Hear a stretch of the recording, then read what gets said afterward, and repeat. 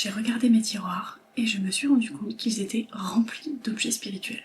Alors oui, ça fait plaisir, hein, mais ma pratique, elle, n'avait pas évolué du tout.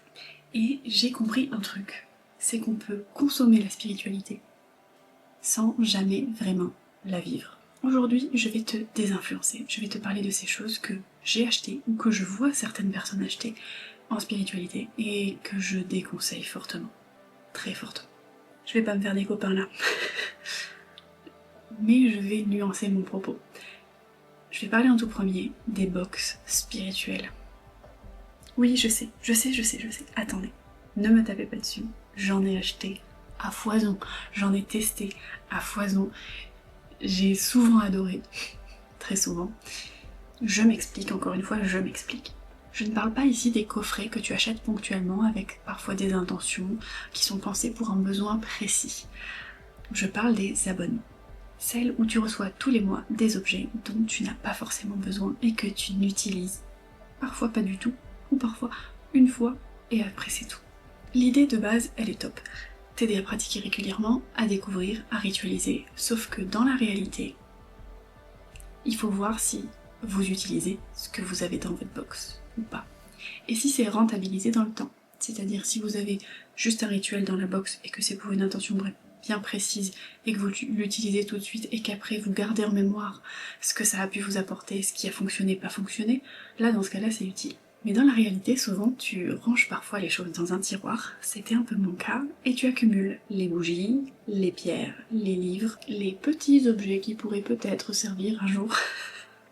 Je suis désolée, je rigole, mais en fait très vite tu n'utilises plus rien du tout.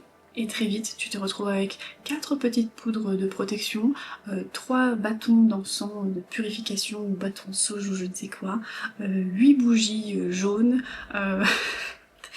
et au final, tu n'utilises jamais vraiment les choses. Parce que la pratique ne suit pas le rythme de la consommation.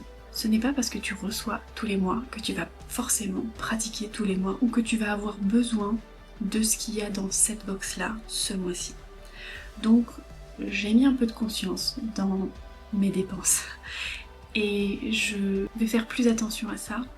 Je vais éviter de recevoir tous les mois parce que quand par exemple dans une box tu reçois une petite pierre de sodalite puis une petite pierre de machin et qu'en fait tu les utilises pas et des fois même tu les laisses dans tes trucs et tu te rappelles même pas ce que c'est, à quoi ça correspond, je trouve que ça perd son sens, ça perd son intérêt et ça perd sa valeur.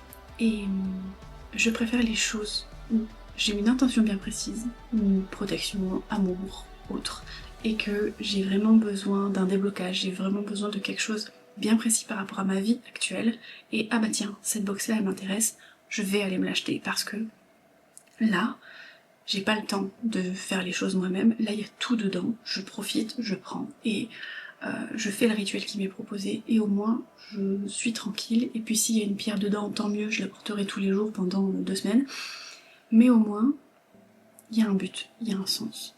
Et on consomme pas plus que ce qu'on devrait. Et ça reste pas sur une étagère. Parce que c'est dommage. Voilà. C'est dur parce que j'ai énormément consommé. Et avec le recul, j'aurais pas forcément dû. Mais bon, chacun grandit, chacun apprend. Et c'est comme ça. Autre chose spirituelle, les objets anti-ondes. Les petits trucs, les petits patchs là que tu poses derrière ton téléphone, qui vont soi-disant bloquer, neutraliser les ondes. Et en réalité, à ce jour, il n'existe absolument aucune preuve scientifique. Aucune, zéro. Zéro. Ça exploite une peur qui est réelle, c'est celle des ondes, celle du wifi, des écrans, de la surexposition à tout ce qui est magnétique, etc. Le problème, ce n'est pas que tu aies peur et que du coup tu veuilles acheter ce genre de choses pour te protéger. Le problème c'est la solution qu'on te vend, qui est une solution qui n'est pas valable parce qu'elle n'est aucunement prouvée. Alors si tu veux une vraie action efficace, couper, mode avion, éloigner dans une autre pièce, ou limiter les écrans, etc. Ça, j'ai été choquée. À quel moment on vend de l'eau lunaire? C'est littéralement de l'eau que tu mets dans une bouteille transparente, que tu mets dehors pendant la pleine lune, et que tu rentres. À quel moment tu vends plus cher de l'eau? Tu fais ça avec de l'eau du robinet, ça marche très bien. Tu la fous dehors, à la pleine lune, tu vas la chercher. Tu as de l'eau lunaire. Je ne comprends pas comment les gens peuvent vendre de l'eau lunaire. Je trouve ça lunaire, littéralement. Alors, l'eau de lune, à quoi ça sert? C'est un support symbolique. Ça sert à poser une intention, à accompagner un rituel, à boire en conscience, à se reconnecter à un cycle, etc. etc. Le problème, c'est qu'il y a des gens qui la vendent en bouteille. Et donc, théoriquement, tu peux acheter ça si t'as la flemme de sortir dehors pour la pleine lune, de mettre ta bouteille dehors, d'attendre toute la nuit et d'aller la chercher. Techniquement, oui. Mais c'est de l'eau, tu sais pas quelles intentions la personne a mis dedans, tu sais pas comment elle l'a chargée, tu sais pas exactement ce qu'elle contient comme énergie. Et je trouve ça paradoxal. Je sais pas, je comprends pas l'intérêt. En soi, ce n'est pas l'eau qui est importante, c'est l'intention que tu y mets quand tu la mets dehors. C'est l'intention que tu y mets quand tu la bois. Je comprends pas qu'on puisse vendre de l'eau de lune. Ensuite, il y a les bougies rituelles et prêts à pratiquer. Tout fait quoi. C'est prêt à porter quoi. Ici, je vais nuancer aussi. Parce que oui, tout le monde n'a pas le temps de tout fabriquer. Souvent, les bougies, je vous parle de ces bougies-là, c'est des bougies avec des intentions, avec des herbes dessus, avec de l'huile qui sont enduites, qui sont infusées d'intentions, etc. Abondance, amour, protection, ce que vous voulez, ce dont vous avez besoin. Ce qui est vrai, c'est que ça peut être un vrai support. Sur ça, on est d'accord, pas de souci. Mais le piège, c'est penser que l'intention, qui est déjà dedans, entre guillemets, elle suffit. Parce que non, elle ne suffit pas. Alors oui, quand t'as pas le temps, c'est bien. Tu peux acheter une bougie rituelle déjà toute faite. C'est bien parce que, si c'est une personne honnête, elle y a déjà mis des intentions qui vont avec ton intention à toi. Abondance, amour, prospérité, ce que tu veux. Mais une bougie sans ton implication, que tu allumes sans te purifier, sans intention, que tu laisses brûler dans un coin de la pièce et que tu te barres, ça ne sert à rien. Ça ne sert à rien. C'est rien du tout. C'est juste de la cire qui brûle, en fait. L'objet facilite, oui, mais il ne fait pas tout. Donc prends le temps, pose-toi, allume ta bougie en conscience, en pensant à ton intention.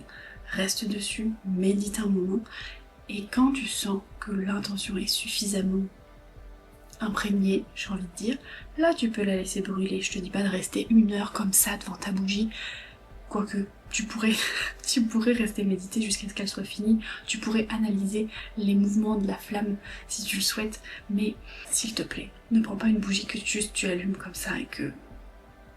Après le mieux, ce qui est encore mieux, c'est de le faire soi-même, mais quoi qu'il en soit, tu peux pas l'allumer juste et te barrer, c'est pas possible, c'est pas possible. Mais il y a une intention, et médite un peu devant, réfléchis à ton intention, visualise-toi, écris, fais quelque chose quoi. Ensuite, on va parler des faux cristaux. Quand je parle de faux cristaux, je parle des cristaux modifiés, teintés, chauffés. Là, j'ai fait un petit pense-bête. Donc, chaque pierre est associée à des propriétés énergétiques spécifiques, ça vous le savez. Certaines pierres sont teintées chimiquement ou chauffées artificiellement. L'exemple le plus flagrant, c'est celui-ci. C'est vendu comme une citrine, mais c'est une améthyste qui a été chauffée. Est-ce que ça altère les propriétés? Alors, oui et non. Oui, dans le sens où la structure naturelle de la pierre est modifiée de par le fait de la chauffer ou de par le fait de la traiter chimiquement. Donc la pierre n'est plus dans son état d'origine. Tu n'es plus sur une pierre brute, tu es sur un produit transformé. Et à partir du moment où tu modifies la matière, tu modifies ce que tu es censé acheter, ce que tu es censé ressentir. Je sais pas si c'est très clair, mais je vois pas comment le formuler autrement. Pareil, je vais pas me faire des amis, la sauge blanche et le palo santo. Alors je vous arrête tout de suite, j'en ai. Ok, j'en ai. Souvent je les ai reçus dans des box, pour en revenir au premier point. Quoi qu'il en soit, je n'en achèterai pas moi-même. Pourquoi? Parce qu'aujourd'hui c'est un peu de la surexploitation, il y a un import massif et il y a une perte de contexte culturel. Faut pas oublier d'où ça vient, comment les peuples l'utilisaient, et faut pas oublier que ici en France on a des alternatives qui sont locales et que ne serait-ce qu'en allant se promener on peut trouver La lavande, qui est apaisante, relaxante, qui a une odeur divine, qui favorise le calme. Le romarin, qui est stimulant, clarifiant, associé à la mémoire et à la purification. Le thym, qui est un antiseptique qui purifie et qui est utilisé historiquement pour assainir l'air. Et souvent, ces plantes sont plus adaptées à notre environnement et à notre énergie. Ce n'est pas l'exotisme qui purifie, c'est l'usage que tu fais des plantes. Et c'est encore une fois l'intention que tu mets en brûlant cette plante ou en l'utilisant. Le problème, ce n'est pas les objets. Comme d'habitude, c'est la manière dont on les utilise, comme pour le tarot. Ou alors c'est la manière dont on pense qu'ils vont faire à notre place de manière magique. Tu peux acheter, tu peux créer, tu peux utiliser.